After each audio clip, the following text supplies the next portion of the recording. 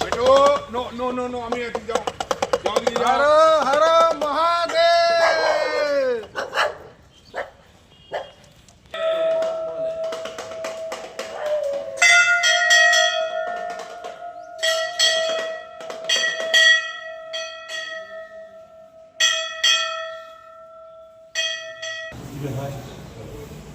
হ্যাঁ প্রতিদিনই পুজো হয়।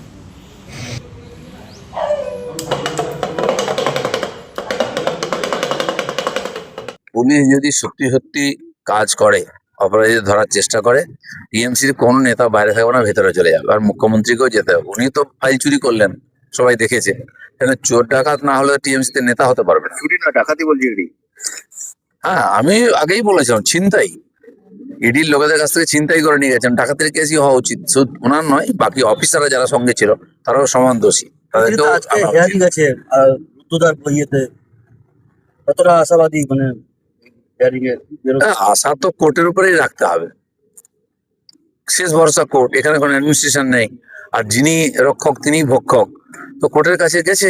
আর আমরা আশা করব কোর্ট একটা ঠিকঠাক রায় দেবে, যাতে বাংলার মানুষের মনের মধ্যে একটু উৎসাহ আসে, মানুষের ভরসাটা থাকে। নাহলে কোর্ট থেকেও ভরসা চলে যাবে।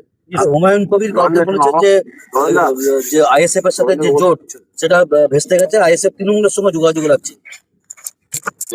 আমি তো আগে এই কথাই বলেছিলাম, তখন অনেকে খারাপ লেগেছিল। যাই হোক, হুমায়ুন কবির উনি ওনার কাজ করুন না। পশ্চিমবাংলার মানুষ পরিবর্তন চাইছে। উনি একজন সংখ্যালঘু সমাজের প্রতিনিধি, পুরনো পলিটিশিয়ান। কমপক্ষে এখানকার মুসলিম সমাজকে যেভাবে দাস করে রাখা হয়েছে, দিয়ে তাদেরকে ভয় দেখিয়ে লোভ দেখিয়ে ভোট নেওয়া হচ্ছে, কোনো উন্নয়ন হচ্ছে না, ক্রিমিনাল হয়ে যাচ্ছে তারা।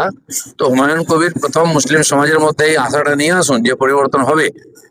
আর সেটা করলেই যথেষ্ট হবে, বাংলার মানুষ ওনার সঙ্গে থাকবে। কিন্তু রাজ্যের এক মন্ত্রী কে কেক খাওয়াতে দেখা যাচ্ছে ড্রাগ মাফিয়াকে, যিনি গ্রেপ্তার হয়েছে গতকাল। কি বলবেন? ভাগাভাগি করে খাওয়া ওনাদের অভ্যাস। সে কে মাফিয়া কে কি তো আলাদা কিছু নেই। পুরা মাফিয়া গুন্ডা এন্টি সোশ্যালদের নিয়ে টিএমসি চলছে। তাই পশ্চিমবাংলার মানুষ 26-এ পরিবর্তন করবেন এবারে, আর পাচ্ছে না সহ্য করতে। ফর্ম 7 নিয়ে আপনাদের কর্মীরা যারা জমা দিতে যাচ্ছে তাদেরকে গ্রেপ্তার করা হচ্ছে। গতকাল মুখ্যমন্ত্রী নিজে নির্দেশ দিয়েছেন যে গ্রেপ্তার করার। বিজেপির দেখুন, ইলেকশন কমিশন 15 তারিখ অবধি অবজেকশন বা কমপ্লেন করার জন্য সুযোগ দিয়েছে। আমরা জানি এখনো বহু নাম আছে যেগুলো কন্ট্রোভার্সিয়াল, যেখানে ডকুমেন্ট নেই, অবৈধ নাম। আমাদেরকে যদি কমপ্লেনই করতে না দেবে বা কমপ্লেন যদি না নেয়, তাহলে এই এসআইআর কি মানে হয়? মৃত আর স্থানান্তরিত ভোটারই 58 লাখ হয়ে গেছে। আরো বিশাল সংখ্যা এরকম নাম আছে যেটাকে জোর করে ঢোকানো হয়েছে।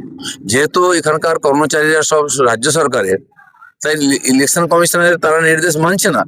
তো এটা করে লাভ নেই, তাহলে সময় বাড়ানো হোক। ঠিক আমাদের মনে আছে 18 সালের পঞ্চায়েত নির্বাচনে নমিনেশন করতে দেওয়া হয়নি আমাদেরকে, যেখানে করেছিলাম জিতেছিলাম। এখানে যদি কমপ্লেন ফর্ম জমা দিতে না হয়, মারপিট করা হয়, গাড়ি থেকে ছিনিয়ে না হয়, তাহলে এসআইআর কি মূল্য হয়? পশ্চিমবাংলায় কোনো লাভ হবে না। তো ইলেকশন কমিশন এটা দেখা উচিত, যতক্ষণ না কমপ্লেন আসছে সব, আর ততক্ষণ পর্যন্ত যেন এসআইআর চলতে থাকে, সুযোগ থাকে। তাহলে এসআইআর কোনো মূল্য নেই, আবার লুটপাট করে জিতে নেবে ভোট। মুখ্যমন্ত্রী নিজে arrest হচ্ছে আপনাদের কর্মীরা। আমি জানি কে সাহস করে যাবে? উনি নির্দেশ দিয়েছেন ওনার কর্মচারীদের কেউ নেবে না কমপ্লেন। তো নির্বাচন কমিশন এটা ভাবুন, তাহলে এসআইআর কি মূল্য আছে। তার আগে তাহলে মমতা ব্যানার্জিকে অ্যারেস্ট করা হোক, এখানে 356 করা হোক।